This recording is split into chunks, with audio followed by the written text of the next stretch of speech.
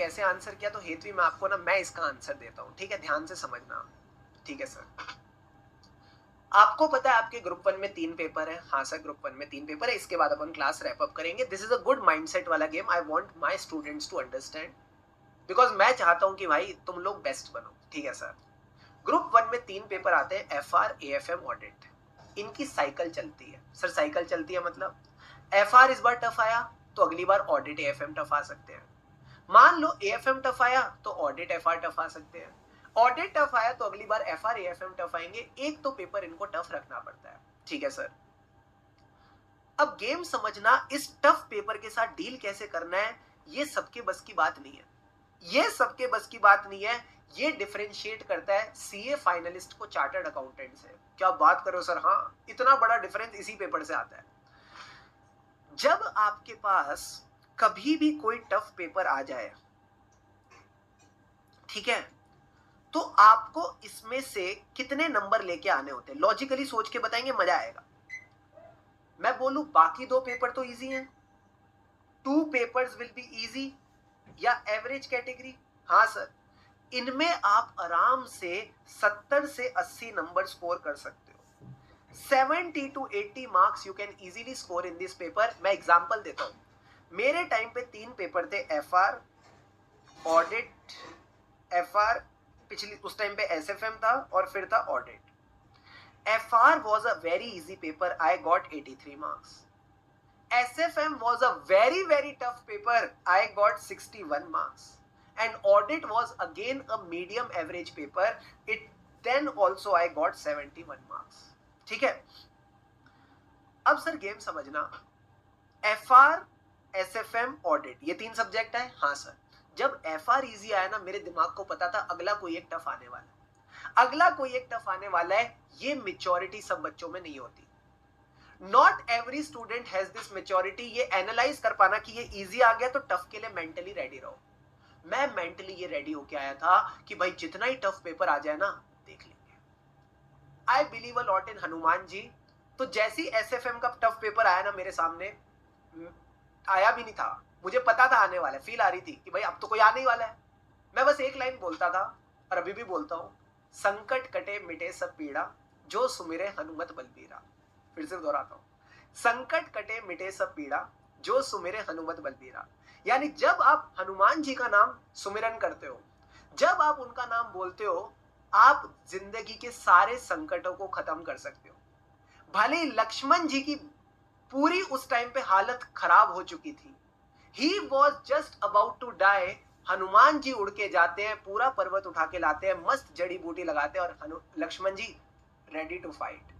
तो जब कोई इंसान की इस हालत में है कि he is just about to die, उसको जब हनुमान जी रिवाइव कर सकते हैं, उनको जब हनुमान जी रिवाइव कर सकते हैं, तो हमारे तो दुख कुछ भी नहीं है, हमारे तो कष्ट कुछ भी नहीं है। तो मैंने बस उनका ऐसे नाम लिया, थोड़ा मेडिटेट किया, मैंने कहा आने दो पेपर को।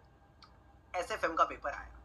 अब दिमाग में इतनी मेच्योरिटी थी कि सबसे पहले मुझे अपने जान पहचान के लोगों को पहचानना है। सर जान पहचान के मतलब जिन क्वेश्चंस को मैंने पहले देखा है, जिन क्वेश्चंस को मैंने पहले देखा है या मुझे ऐसा लगता है ऐसे क्वेश्चन में आराम से कर पाऊंगा, उन पे सबसे पहले टारगेट किया और कोशिश करा 40 नंबर बटोरो। जब कैलेमिटी आती है तो क्या आप कैलेमिटी में ट्रेवल प्लान्स बनाते हो या जान बचाने की कोशिश करते हो? जान बचाने की कोशिश करते हैं। तो जब भी ऐसा टफ पेपर आए, पहले जान बचाने की कोशिश करो, बाद में सोचो रैंक की, बाद में सोचो कि मुझे एग्जामिशन लानी है नहीं लानी है। ऐसे टाइम पे बन जाओ भीगी बिल्ली कि भाई मेरे को अपनी जान बचानी है, अगले सब्जेक्ट पे किसी ना किसी तरह मूव करना है, ढूंढो वो 40 नंबर कहां मिलेंगे। जैसे ही तुमको 40 नंबर मिल जाए, 50 नंबर मिल जाए, और वो मिलते हैं, ट्रस्ट मी व्हेन आई से दिस, मिलते हैं मिलते हैं मिलते हैं, पर ढूंढना पड़ता है।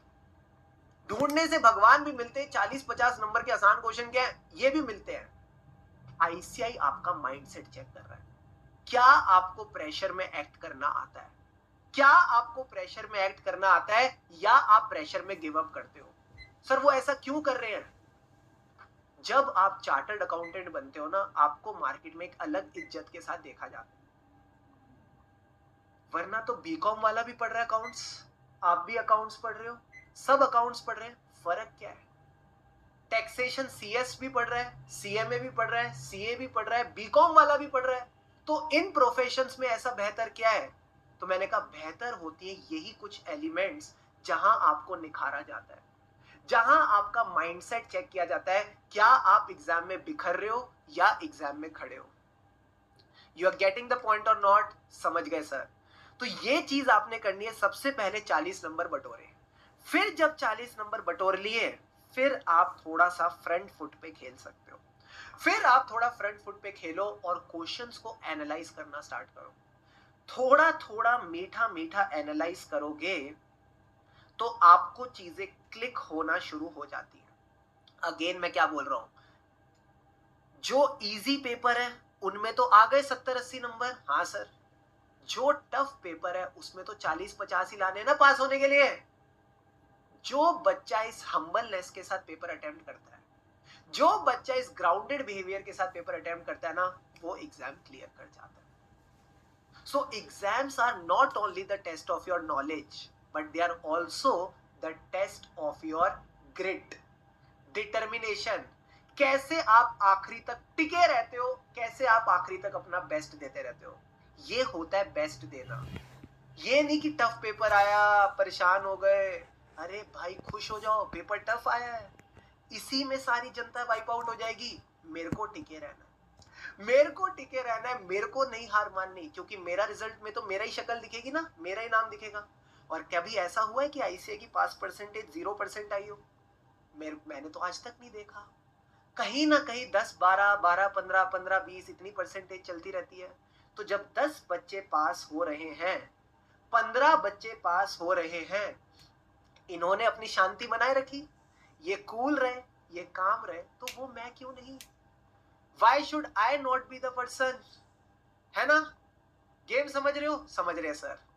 लास्ट पहलू इसका समझना सर क्या, अब जब एसएफएम टफ आया, एफआर इजी आया, तो गेम क्या होती है, जो पेपर इजी आता है इसकी चेकिंग हो जाती है थोड़ी सी टफ। जो पेपर इजी आता है उसकी चेकिंग हो जाती है हल्की सी टफ।